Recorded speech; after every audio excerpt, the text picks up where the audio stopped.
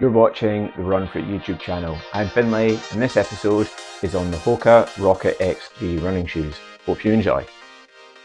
Starting with the tech, the Rocket X features a dual layer supercritically foamed PEBA midsole. The top section is slightly softer to improve the underfoot comfort, whereas the bottom layer is slightly more responsive to increase the inherent stability of the cushioning. And this focus on stability is evident in other areas of the midsole construction. While the full-length carbon fibre plate is designed to, of course, increase propulsion and energy return, it has a winged design. You can see that part there, and that then helps increase the stability of the structure. The midsole walls also rise up at the sides to create this rear to midfoot focus active foot frame.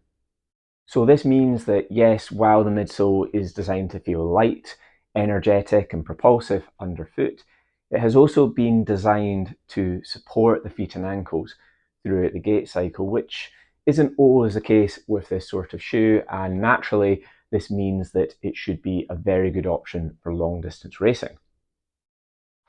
Even though the midsole foam is quite exposed in the midfoot, there's quite a lot of rubber on the forefoot section and on the heel. And even though this is sticky rubber to help improve grip and traction, it's actually relatively thick for a super shoe, so it should offer good levels of durability. And it is worth highlighting that I've done quite a lot of sessions in the Rocket X now, and this midsole foam that's exposed here isn't really showing any signs of wear, so that's very positive from a durability perspective. The upper features an ultralight single layer warp knit. And the main benefit of this material is it delivers exceptional breathability, but it also offers a pretty high level of support. Now, it's probably not overly visible on the camera, but hopefully you can see just how breathable that mesh is. There's lots of spaces there in the fabric to let lots of heat escape. At the heel counter, we have this streamlined ankle collar design with a nice amount of padding on the inside there too, to hopefully reduce the chances or likelihood of friction and blisters. There's also an interesting tongue design because it fits very much like a sock, so it really helps you to get that really nice locked in feeling across the top of the foot.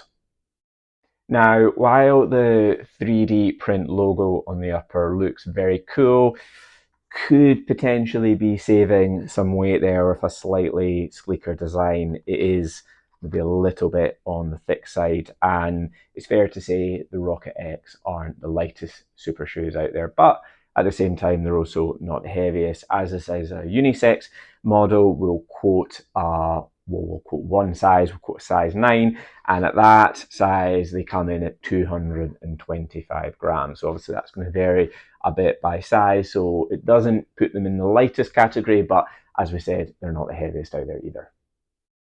Now this unisex sizing means that the fit is going to be a little bit mixed potentially. I opted for half a size bigger than my normal running shoe size, which is usually what I will wear in a HOKA running shoe, and that fits perfectly. So if you are running in HOKA running shoes right now, you probably will be able to convert across to the Rocket X3 in the same size, but it's best to refer to the size guide. And obviously what's even better is if you can go into a shop and try them on properly, because that's the best way to get exactly the right sizing in this model. And then from a fit perspective, the toe box offers a really accommodating fit, so it should work quite well for runners who have a broader shaped foot. And going back to that upper material, it feels exceptionally breathable, so it's ideal if you're racing in the heat or you're prone to getting quite hot feet and your feet swelling up, particularly when it's warm. Like many super shoes, the midfoot offers good support, could be slightly better, and that's the same with the ankle. But having said that, as far as super shoes go, this definitely sits on the more supportive end of the scale when it comes to that fit. So if you are looking for a super shoe that really gives you as much foothold as possible, then this is definitely an option to consider because it is one of the best out there.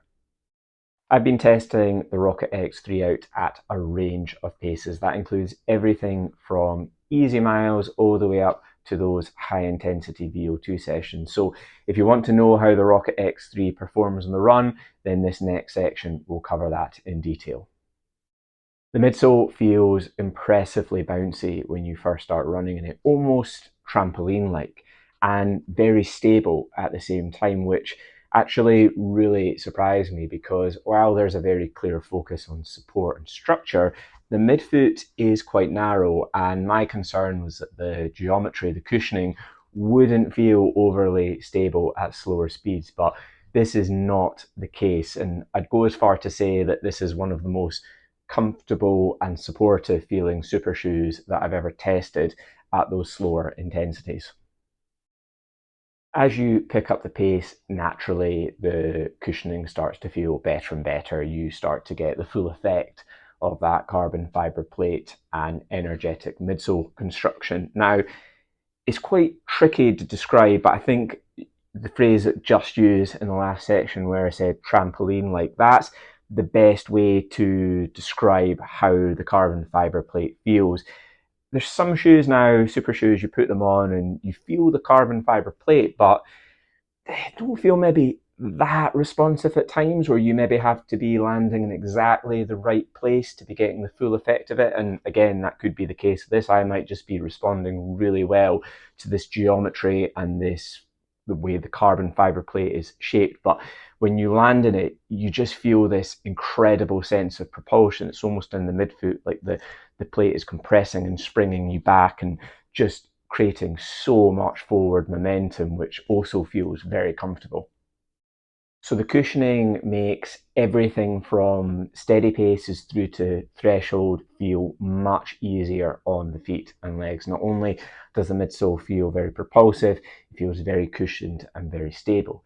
And as a result, that means the Rocket X3 are a very good option for half marathon racing and marathon racing, and they should be suitable for a very wide range of abilities. Hopefully that's coming through in the episode so far, but it's hard to put exact numbers on it. But I think if you're running, anything below 3:30, 3:45 for a marathon, this has the potential to be very good for you. But then it's going to work for runners who are trying to get as far below 3 hours as possible. So great versatility on offer. And while we obviously recommend saving this style of shoe for race day, this is a very good option for those long distance speed sessions when you're in your final preparation stages for a race. So let's say you're doing a classic marathon session, 4x5K, where you're doing obviously quite a lot of high intensity running, but you also need some cushioning and support for some easier sections, whether that's some recovery Ks between the 5 kilometer efforts, or whether you're actually having to do a slightly longer warm up and cool down before that main set. That's where some super shoes really aren't suitable for those slower pace sections, but the Rocket X will actually feel very good for all of the paces that you're going to be incorporating into that type of session.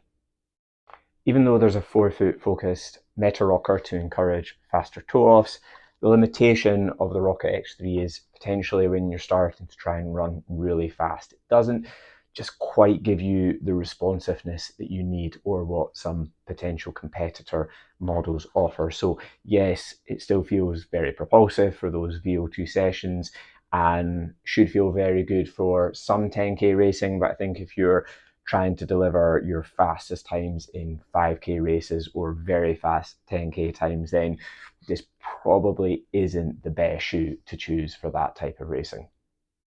However, it is very tricky, or well, in fact almost impossible, to create a super shoe that is going to perform across every distance, and that's simply because the attributes that make a super shoe very good or optimal for short distance racing aren't necessarily what you need to feel optimal for long distance racing. And that's our main conclusion about the Rocket X3, which, to be honest, actually a little bit surprised about. I wasn't expecting this, but this is just one of the best options for long distance racing, with half marathon and marathon racing across a very wide range of paces. As we've said throughout this episode, it offers amazing propulsion, but it also offers lots of underfoot comfort and very good support.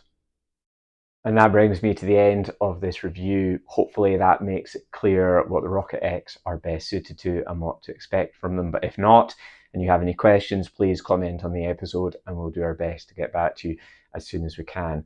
Thank you very much for watching. If you enjoyed this episode, please hit the like button and subscribe to the channel for more content like this. I'll see you soon.